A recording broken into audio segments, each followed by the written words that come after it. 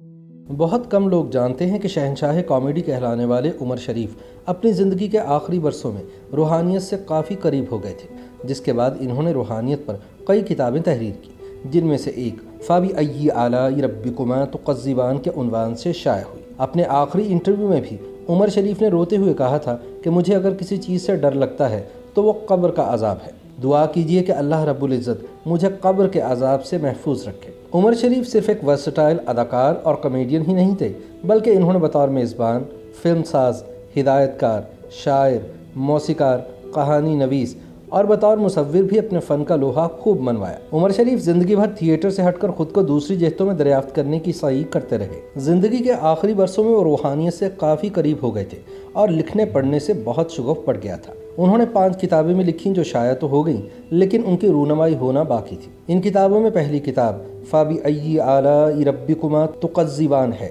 جو روحانیت کے موضوع پر ان کی پہلی تصنیف تھی۔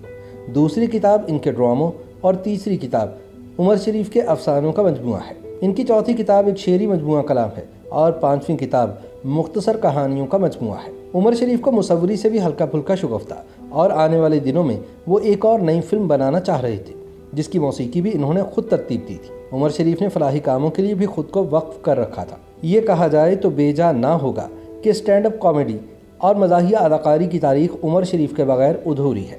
پاکستان میں 80 اور 90 کی دہائی سے شروع ہونے والے اسٹیج ڈراموں کے ذریعے اس طرز کی کامیڈی کا آغاز ہوا، جبکہ اس نوعیت کی کامیڈی کے تانے بانے پاکستانی فلمی صنعت کی مزاحیہ اداکاری سے جا ملتے ہیں۔ دھیرے دھیرے یہ مزاح کا میڈیم ریڈیو، فلم اور ٹیلی ویژن کے لیے لازم و ملزوم ہو گیا، لیکن پاکستان میں اسٹیج ڈراموں کے ذریعے جس انوکھی طرز کی کامیڈی تخلیق کی گئی، اس نے مزاح گوئی کا سارا منظرنامہ ہی بدل کر رکھ دیا۔ اسٹیج کامیڈی باقاعدہ ایک میڈیم بن گیا، اور جب انٹرنیٹ کا دور نہیں تھا تب ان اسٹیج ڈراموں کے آڈیو اور ویڈیو کیسٹس دنیا بھر میں پہنچے اور پاکستانی مزاح گو فنکاروں کی صلاحیتوں کا لوہا مان لیا گیا۔ پاکستان کے ان مزاحیہ فنکاروں کی اکثریت ایسی تھی جن کی تشہیر میں پاکستان ٹیلی ویژن کا کوئی کردار نہیں، اور انہوں نے اپنے بلبوتے پر کامیڈی میڈیم کے ذریعے اسٹیج کرداروں کی مدد سے اپنی دنیا آپ پیدا کی۔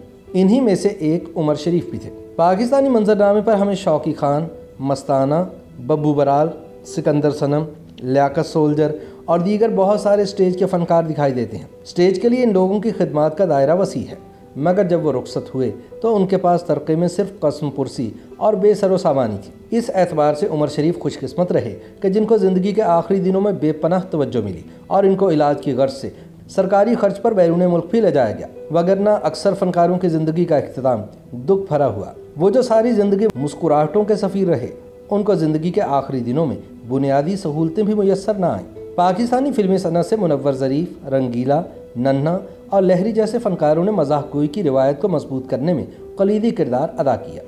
اسی طرح ٹیلی ویژن کی اسکرین پر معین اختر، جمشید انصاری، اطہر شاہ خان جیدی اور دردانہ بٹ وغیرہ نے جس طرح کی کامیڈی کے لیے فضا بنائی، اس نے بھی اس روایت کو پاکستان میں مزید مضبوط کیا، مگر یہ نابغہ روزگار لوگ خاموشی سے پس منظر میں چلے گئے۔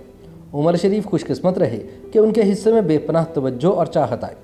وہ ایک ایسے فنکار تھے جن کا اسٹیج کی دنیا سے فلم کے پردے تک مزاح کے میڈیم میں خدمات کا اعتراف کیا گیا، اور وہ بھی اپنے روحانی استاد منور ظریف کی طرح اپنے دور میں دنیا کامیڈی کے شہنشاہ کہلائے۔ عمر شریف بتایا کرتے تھے کہ ان کی بدنصیبی رہی کہ وہ زندگی میں منور ظریف سے ملاقات نہ کر سکے۔ عمر شریف کی منور ظریف سے عقیدت کا یہ عالم تھا کہ ایک بار کراچی سے لاہور آئے تو حضرت داتا گنج بخش رحمۃ اللہ علیہ کے مزار پر حاضری دینے کے بعد سیدھے ٹیگور پارک میں منور ظریف کے گھر گئے اور گھر کی دیواریں چومتے رہے۔ بقرہ قسطوں پہ عمر شریف کا وہ ڈرامہ تھا جس کی وجہ سے وہ عالمگیر شہرت کے حامل ہوئے۔ اس ڈرامے کے 5 حصے بنائے گئے۔ دلچسپ بات یہ ہے کہ انہوں نے یہ ڈرامہ حادثاتی طور پر لکھا، کیونکہ ان کا وہ ڈرامہ جس کو سٹیج ہونا تھا عین وقت پر پابندی کا شکار ہو گیا۔ ان کے پاس صرف 2 دن کی مہلت تھی جس میں انہوں نے یہ ڈرامہ لکھا اور اس میں پرفارم بھی کیا۔ اسی ڈرامے کی تھیم میں سے ان کا ایک اور مشہور زمانہ ڈرامہ نکلا جس کا نام بڈھا گھر پہ ہے تھا۔ عمر شریف چونکہ فلموں سے ہمیشہ متاثر تھے، اس لیے فلمی صنعت کا رخ بھی کیا اور فلمیں بنانے کے ساتھ ساتھ ان میں کام بھی کیا۔ اس تناظر میں عمر شریف کی مقبول فلم مسٹر 420 ہے۔ پاکستان ٹیلی ویژن سے ان کا واسطہ کم رہا، جس کی ایک وجہ ان کے نزدیک ساتھی فنکاروں کا پیشہ ورانہ حسد تھا، جنہوں نے انہیں کام کرنے کے مواقع نہیں ملنے دیے۔ البتہ آگے چل کر عمر شریف نے مختلف نجی ٹی وی چینلز آ جانے کے بعد کئی ٹاک شوز تو کیے، لیکن ٹیلی ویژن پر اداکاری سے فاصلہ ہی رکھا۔ عمر شریف زندگی کے آخری دنوں میں بہت بیمار رہے और इनकी रहलत के हवाले से झूठी खबरों और अफवाहों का बाजार भी गर्म रहा। उन्हीं दिनों में इनके घरेलू झगड़ों की बाज़गश भी अदालत में सुनाई थी। वजह तनाज़ा जायदाद थी। उमर शरीफ ने 3 शादियाँ की। इनकी बेगमात के नाम दीवा उमर, शकीला कुरैशी और ज़रीन गज़ल हैं। सिर्फ पहली बेगम से इनके 2 बेटे हैं। इन्हीं से एक बेटी भी थी जिनका गुर्दे के ट्रांसप्लांट के दौरान इंतकाल 1 बरस पहले हुआ था। उमर शरीफ को अपनी बेटी के इंतकाल का बेहद सदमा हुआ, जिसके बाद इनकी सेहत गिरना शुरू हो गई। उमर शरीफ के करीबी दोस्त और साथी अदाकार शराफत अली शाह का कहना है कि उमर शरीफ की बीमारी के पीछे असल वजह ज़हनी दबाव थी। उन्होंने पेशावराना काम को भी अपने ऊपर हावी रखा और फिर निजी ज़िंदगी के मसाइल ने भी इनको अपनी गिरफ्त में लिए रखा। यही वजह है कि जब वो कई बरसों के बाद सन 2019 में दोबारा थिएटर की तरफ लौटे और कराची में वाह वाह उमर शरीफ पेश किया गया तो वह तनकीद का शिकार हुआ। इसकी कई वजूहात में से एक वजह उमर शरीफ की नासाज तबीयत थी। इन तमाम मसाइल के बावजूद उमर शरीफ साबित कदम रहे और ख़ुद को दरियाफ्त करने की सही में मगन नजर आए।